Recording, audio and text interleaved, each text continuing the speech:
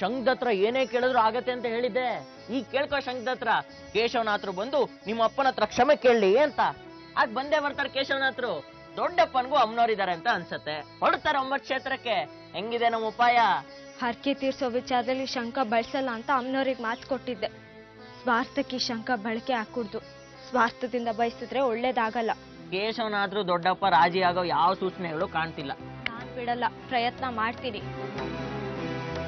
ಮನೆ ಖರ್ಚಿಗೆ ದುಡ್ಡು ಬೇಕು. ಅದಕ್ಕೆ ಅಮ್ಮನವ್ರ ಹೆಸರಲ್ಲಿ ಟ್ರಸ್ಟಿ ಕಮಿಟಿಯವರು ಬೆಳ್ಳಿ ತಗಡಿನ ಬದಲಿ ಚಂದ ವಸೂಲಿ ಮಾಡ್ತಾರೆ ಅಂತ ಅಂಗಡಿಗೆ ಹೋಗೋರು ಬರೋ ಹತ್ರ ಹೇಳ್ಕೊಂಡು ನಗ್ತಾ ಇದ್ದಾನಂತೆ ಸದಾಶಿವ. ಬಡ್ಡಿ ಮಗಂದು ಜಮೀನಿಂದ ಸಮಸ್ಯೆ ಯಜಮಾನ್ರೆ. ಸದಾಶಿವನ್ ಜಮೀನಿಂದ ದಾಟೆ ದೇವಸ್ಥಾನಕ್ಕೆ ಹೋಗ್ಬೇಕು. ಸುತ್ತ ಕರೆಂಟಿನ ಬೇಲಿ ಬೇರೆ ಹಾಕ್ಸಿಯಾನೆ. ಕರೆಂಟ್ ಹೊಡ್ಸೋಣ ಬಿಡೋ ಅವನಿಗೆ. ಇವತ್ತು ಗಾಡಿ ತೆಗಿಯೋ ಭೂಪಾಲು, ಇವತ್ತು ನಾನು ಅವನ ನೋಡೇ ಬಿಡ್ತೀನಿ. ಅತಿ ಆಯ್ತು ಅಂತ ಸುಮ್ಮನೆ ಇದ್ದೀನಿ ಅಂತ ಸವಾರಿ ಮಾಡಕ್ ಹೊರಟಿದ್ದಾನೆ. ಎಲ್ಲಿ ಹೊರಟಿದ್ದೀರಾ ಅಂತ ಗೊತ್ತು. ಕೋಪದಲ್ಲಿದ್ದೀರಾ, ಶಾಂತವಾದ್ಮೇಲೆ ಹೊರಡಿ. ನನಗೆ ಮಗ ಬೇಕು, ಆದ್ರೆ ಕೆಲವು ಕಡೆ ಸ್ವಾತಂತ್ರ್ಯನೂ ಬೇಕು. ಒಲೆಗಳಾದ್ರೂ ಸರಿ, ಇವತ್ತು ಕೆಲಸ ಮಾಡ್ಕೊಂಡೆ ಬರೋದು. ಗಾಡಿ ತೆಗಿಯೋ.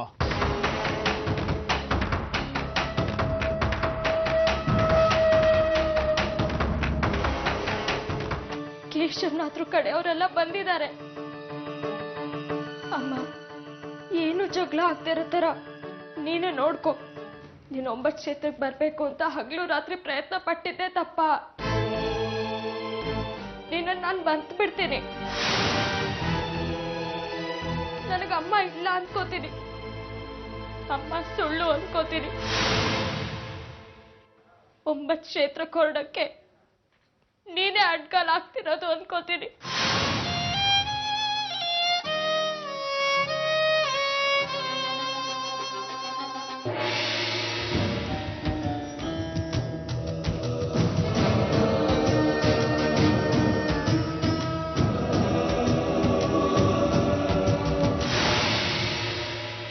ನೇರವಾಗಿ ಹೇಳ್ತೀನಿ ಕೇಳು. ಇಲ್ಲಿ ನಿಂತು ಯಾವ ದಿಕ್ಕಿಗೆ ಕಲ್ಲೆಸಿದ್ರು ಆ ಜಾಗದಲ್ಲಿ ನಂದು 106 ಎಕರೆ ಜಮೀನಿದೆ. ಕಂಕಳು ಸಂಧಿ ತರ ಇರೋ ಜಾಗದಲ್ಲಿ ನಿನ್ನೂ 1 ಎಕರೆ ಜಮೀನ್ ಸೇರಿದೆ. ಅಷ್ಟಕ್ಕೆ ನೀನ್ ಇಷ್ಟ ಆಡಿದ್ರೆ ಪಾಳೆಗಾರನಾಗಿ ನಾನೇ ಇಷ್ಟ ಆಡ್ಬೇಡ.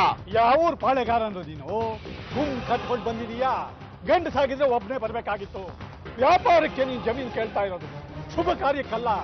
ನಿನ್ನ ಅಹಂಕಾರ ನಿನ್ ಮನೇಲಿ. ಎಷ್ಟು ದುರಹಂಕಾರ ನಿನಗೆ! ಸಾಹಿತ್ಯ ಮಗನೇ ನಿನ್ನಿವತ್ತು. ಅದು ನಿನಗೆ. ಈ ರೀತಿ ಚಂದ ಎತ್ತೋದ್ರು ಬಂದು ಹೋಗಿ ಭಿಕ್ಷೆ ಬೇಡು.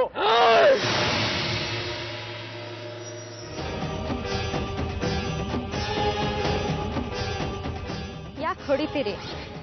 ಸತ್ಯ ಹೇಳ್ದಾಗ್ಲೇ ಕೋಪ ಬರೋದು. ಚಿಕ್ಕ ಹುಡುಗಿ ನೀನು. ಜೋರು ಗಾಳಿ ಬಂದ್ರೆ ಉದುರು ಹೋಗೋ ತರ ಇದೆಯಾ?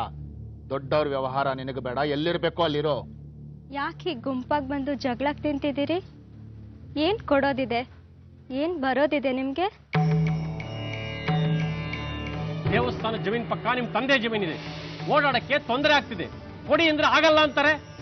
ಅಲ್ಲಿ ಅವ್ರ ತಾಯಿ ಸಮಾಧಿ ಇದೆ, ಆದ್ರೂ ಕಾಲಲ್ಲಿ ತುಳಿತೀರಿ. ಬಿಟ್ಕೊಡಕ್ ಆಗಲ್ಲ ಅಂತ ಹೇಳಿದ್ರು ದಬ್ಬಾಳಿಕೆ ಮಾಡೋದು ಧರ್ಮ ಅಲ್ಲ. ಅಲ್ಲಿ ಅಮ್ಮನವ್ರಿಗೆ ಸಂಬಂಧಪಟ್ಟ ಕೆಲಸಗಳಾಗಬೇಕು. ತಾಯಿನ ನಂಬಿ ಪೂಜೆ ಮಾಡೋರ್ಗ್ ತೊಂದರೆ ಆದ್ರೆ ಅಮ್ಮನವ್ರಿಗೆ ತೊಂದರೆ ಆದಾಗಲ್ವಾ? ನಿಮಗೂ ತಾಯಿ ಇದ್ರು ಅಲ್ವಾ?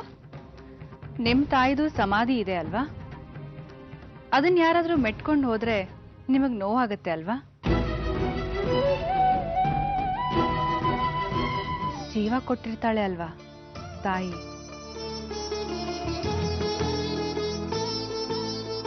ಇಷ್ಟೆಲ್ಲ ಆದ್ಮೇಲೂ ಅವ್ರ ತಾಯಿ ಸಮಾಧಿನ ಕೆಡವಿ ಅಮ್ಮನವ್ರಿಗೆ ಬೆಳ್ಳಿ ತಗಡನ್ನ ಹೊಚ್ಚೋದೇ ಮುಖ್ಯ ಅನ್ಸಿದ್ರೆ ನಿಮ್ಮಿಷ್ಟ. ತಾಯಿನ ನೋಯಿಸಿ ದೈವನ ಮೆಚ್ಚಿಸ್ಬೇಕು.